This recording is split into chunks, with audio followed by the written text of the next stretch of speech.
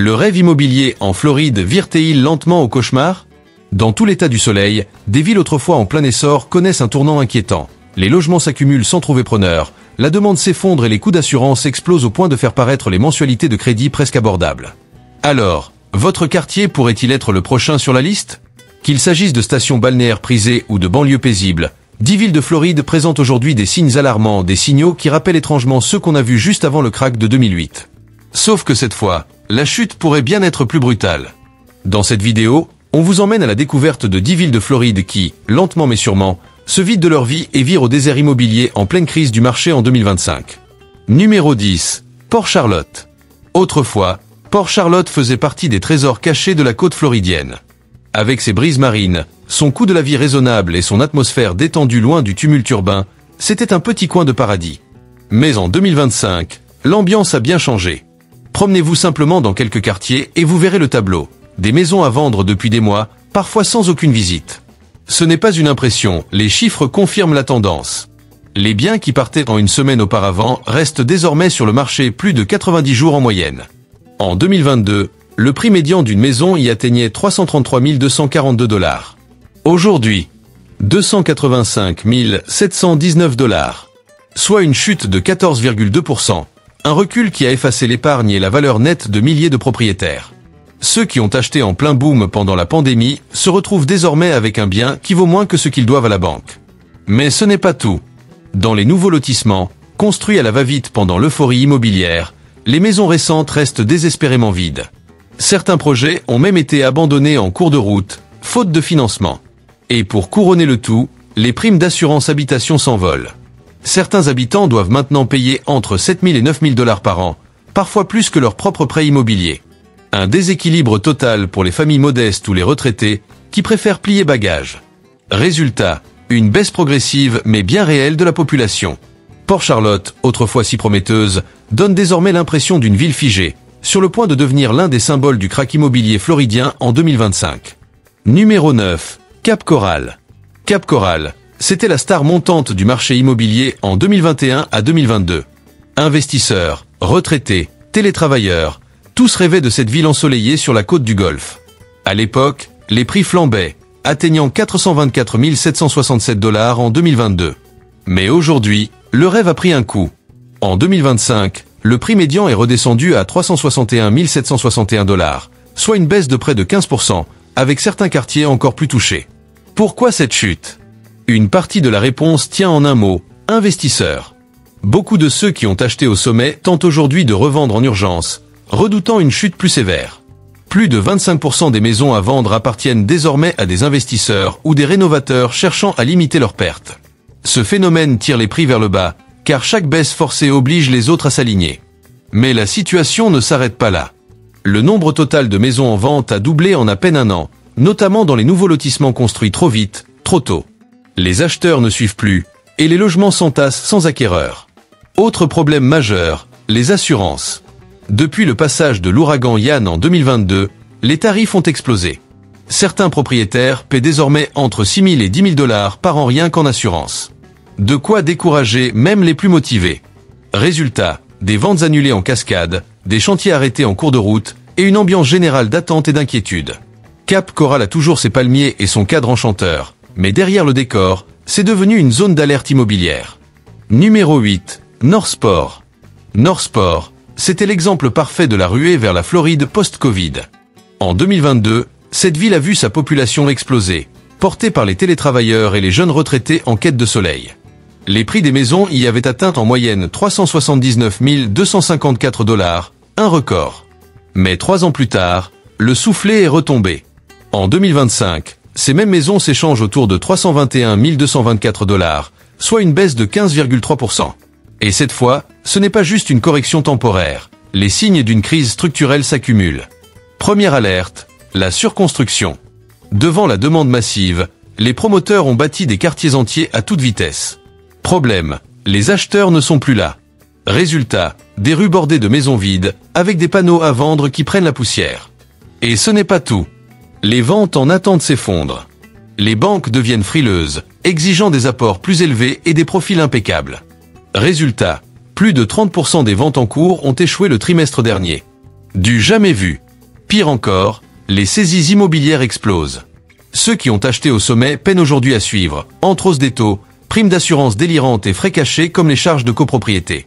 Le nombre de dossiers de saisie a grimpé de plus de 60% en un an. Enfin, les délais de vente s'allongent dangereusement. En 2022, il fallait à peine quelques semaines pour vendre. Aujourd'hui, plus de 90 jours en moyenne. Et ce chiffre continue d'augmenter. Northport n'est pas encore une ville fantôme. Mais si cette trajectoire se poursuit, elle risque bien de devenir l'un des échecs immobiliers les plus marquants de cette décennie en Floride. Numéro 7. Palm Bay. À une époque, Palm Bay faisait partie de ces petites villes discrètes de Floride où il était encore possible de dénicher une jolie maison sans casser sa tirelire. En 2022, le prix médian des logements y tournait autour de 328 000 $, ce qui attirait bon nombre d'acheteurs soucieux de leur budget.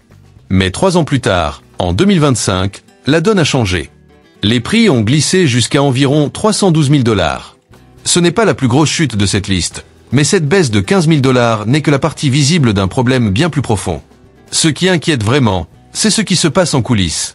De nombreux investisseurs avaient misé sur le potentiel d'Airbnb dans la région, imaginant des revenus faciles grâce à la location courte durée. Mais en 2023 et 2024, l'arrivée de nouvelles régulations combinée à une offre trop abondante a freiné net cette stratégie. Résultat, plusieurs propriétaires se débarrassent aujourd'hui de leurs biens, saturant le marché et tirant encore davantage les prix vers le bas. Un autre souci majeur, c'est le décalage grandissant entre le coût d'achat et le montant des loyers. Un locataire paie en moyenne 1 700 $ par mois, alors que les maisons restent listées au-delà des 300 000 $. Avec des taux d'intérêt grimpant entre 7 et 8%, acheter devient bien moins intéressant que louer. Et quand posséder coûte beaucoup plus cher que louer, les acheteurs se font rares. La situation se complique aussi du côté des financements. De nombreuses familles de la classe moyenne n'arrivent plus à obtenir un prêt avec les nouvelles normes bancaires plus strictes. Du coup, les maisons mettent du temps à trouver preneur. En moyenne, il faut désormais plus de 85 jours pour vendre une maison à Palm Bay, contre seulement 30 jours en 2022. Et ce n'est pas tout. Contrairement à d'autres villes florissantes où les loyers continuent d'augmenter, à Palm Bay, ils stagnent. Certains propriétaires vont même jusqu'à baisser les loyers pour éviter que leur logement reste vide. C'est un autre signe évident que le marché se refroidit. Pour l'instant, Palm Bay n'a pas encore sombré, mais entre le retrait des investisseurs, des prix qui restent trop élevés et des acheteurs de plus en plus rares, les fondations commencent sérieusement à vaciller. Numéro 6. Port-Saint. Lucie. Port-Saint. Lucie, c'était un peu la coqueluche des familles en Floride. Propre, sûre, en pleine expansion, une ville où beaucoup rêvaient de poser leurs valises. Cette popularité a fait grimper les prix en flèche. En 2022, une maison moyenne coûtait 451 000 $. Mais en 2025, ce chiffre est redescendu à 375 000 $. Une baisse d'environ 7%, ce qui peut paraître raisonnable à première vue. Sauf que si on regarde de plus près, les signes de faiblesse sont nombreux. D'abord, l'intérêt des acheteurs venant d'autres États, qui avaient largement contribué au boom immobilier de la ville pendant la pandémie, s'est quasiment évaporé. Avec les taux d'intérêt plus élevés et un ralentissement des déménagements, les enchères frénétiques ont laissé place à des annonces qui peinent à attirer des visites. Les vendeurs doivent désormais proposer des remises, couvrir certains frais ou baisser leur prix pour espérer séduire un acheteur. Autre indicateur alarmant, un grand nombre de ventes en attente tombent à l'eau. Environ une vente sur 3 ne va pas à son terme à cause de refus de prêt, d'estimations trop basses, ou simplement parce que les acheteurs changent d'avis. Un marché instable où l'incertitude règne, donc. Et puis, il y a la flambée des frais de copropriété, HOA. Dans plusieurs quartiers récents, ces charges ont explosé pour couvrir les coûts d'assurance, d'entretien et les réparations liées aux intempéries. Dans certains cas, elles sont passées de 80 à plus de 200 $ par mois, mettant les ménages sous pression. Enfin, les maisons prennent plus de temps à se vendre. Alors qu'il fallait 24 jours en 2022, il faut désormais plus de 65 jours en moyenne pour conclure une vente. Ce n'est peut-être pas dramatique en soi, mais en immobilier, c'est un vrai signal d'alerte. Port-Saint. Lucie n'est pas encore en chute libre, mais la dynamique est clairement en train de ralentir. Et à moins que les taux d'intérêt ne baissent ou que l'économie locale ne redémarre fortement, la ville pourrait être au début d'une pente descendante plus prononcée. Numéro 5. Poinciana. 6 Port-Saint. Lucie ralentit doucement. Poinciana, elle, commence à déraper sérieusement. Située au sud-ouest de Kissimmee, cette banlieue populaire était autrefois un refuge pour les primo-accédants et les familles modestes en quête de stabilité. Mais ce rêve commence à se fissurer. En 2022, le prix médian d'une maison atteignait 322 000 $. 3 ans plus tard, en 2025, il est tombé à 290 000 $, soit une chute de près de 10%. Et là encore, ce n'est que la partie visible du problème. Ce qui alarme ici, ce sont les coûts d'assurance. Dans certaines zones à risque, les propriétaires doivent désormais débourser entre 5 cents et 800 $ par mois rien que pour assurer leurs biens. Dans de nombreux cas, cette prime est plus élevée que le remboursement mensuel du prêt immobilier lui-même. Résultat, certains préfèrent abandonner leur propriété. Conséquence directe, le marché locatif s'effrite. Les investisseurs qui comptaient louer leurs biens peinent à couvrir leurs frais. Les loyers n'ont pas suivi la hausse des coûts, et les logements vacants se multiplient. Pour attirer des locataires, certains propriétaires offrent le premier mois gratuit ou baissent les loyers. Autre signal préoccupant, les évaluations fiscales des propriétés sont à la baisse. Les autorités locales réduisent les valeurs estimées, un phénomène rare qui indique que le marché ne croît plus, il recule. En parallèle, certaines associations de quartier imposent des contributions exceptionnelles de plusieurs milliers de dollars pour financer les réparations dues aux tempêtes ou à l'usure des infrastructures. De nombreux habitants ont du mal à payer, et certains se retrouvent menacés par des mises en demeure. Le délai de vente moyen a également bondi. Il faut maintenant plus de 70 jours pour vendre un bien, parfois bien plus. Et avec la hausse du coût de la vie qui pousse certaines familles à s'éloigner, plusieurs quartiers commencent à se vider. L'accessibilité qui faisait jadis la force de Poinciana semble aujourd'hui s'éroder, remplacée par une accumulation de charges trop lourdes et de signaux inquiétants. Numéro 4. Deltona.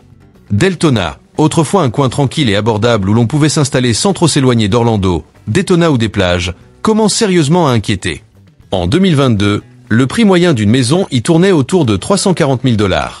Mais en 2025, il est tombé à 298 655 $, soit une chute brutale de plus de 12% en à peine 3 ans.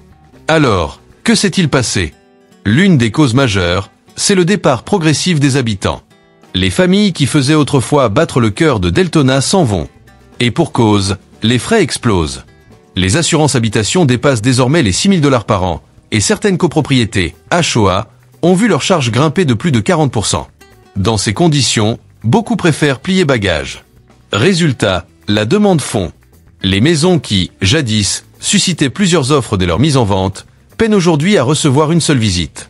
Le délai moyen de vente est passé de 30 à plus de 75 jours. C'est plus qu'un ralentissement, c'est un vrai blocage. Les investisseurs, eux aussi, désertent. Ceux qui avaient misé sur la location revendent en masse, ce qui fait gonfler l'offre, fait baisser les prix et alimente un cercle vicieux. Un bien sur 4 n'arrive même pas à conclure la vente, les accords tombant à l'eau à cause de prêts refusés ou d'évaluations trop basses. Sur le papier, Deltona garde son charme. Mais derrière les pancartes à vendre et les fenêtres fermées, c'est une autre réalité qui se dessine. Et si rien ne change, Deltona pourrait devenir le symbole inattendu de l'effondrement immobilier en Floride centrale. Numéro 3. Ocala. Ocala, avec ses vastes espaces, ses fermes équestres et ses maisons accessibles, faisait rêver ceux qui voulaient s'éloigner de l'agitation urbaine. Mais en 2025, ce rêve se fissure. En 2022, le prix médian d'une maison était de 280 000 $. Aujourd'hui, il tourne autour de 255 500 $, une baisse d'environ 9%. Ce qui inquiète vraiment, ce ne sont pas seulement les prix, mais ceux qui les accompagnent. L'assurance habitation explose. Une prime annuelle de 2 000 $ en 2022 atteint désormais entre 5 500 et 6 000 $, surtout pour les maisons plus anciennes ou situées en dehors des zones urbaines. Cela rend la vie tout simplement hors de portée pour beaucoup. Autre signal alarmant, les chantiers stoppés en plein vol. Des projets immobiliers ambitieux ont été mis sur pause. Les terrains vides et les maisons inachevées témoignent d'un marché qui bat de l'aile. Et la vente, elle stagne aussi. Le temps moyen pour vendre dépasse les 80 jours.